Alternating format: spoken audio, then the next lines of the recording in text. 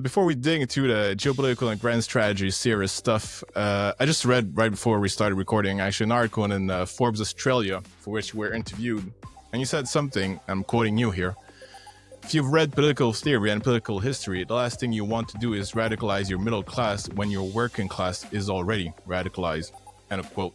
I think we forget that revolutions, since the 18th century at least, were to a large extent pushed forward by the bourgeois class, revolting against their own government, not so much the working class, although that sounds more romantic. Are we at that point today, where the middle class is radicalized and the petit bourgeois is essentially voting for Trump now? Well, I think you can see that there. We had examples of that in many emerging markets before Trumpism emerged in the US, and it's one of the other reasons, besides a knowledge of history and sociology and political theory, that I said it.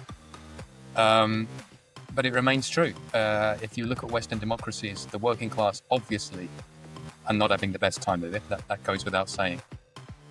But to reiterate your point, that's not when you get turning points electorally or structurally. It's when the great middle class suddenly realizes that the system is no longer providing for them, or that their children will be worse off than they are, which is where we are now in many Western democracies. And the outcomes of that tend to be very, very radical policy shifts. Look around you. What do we see? Yeah, essentially that.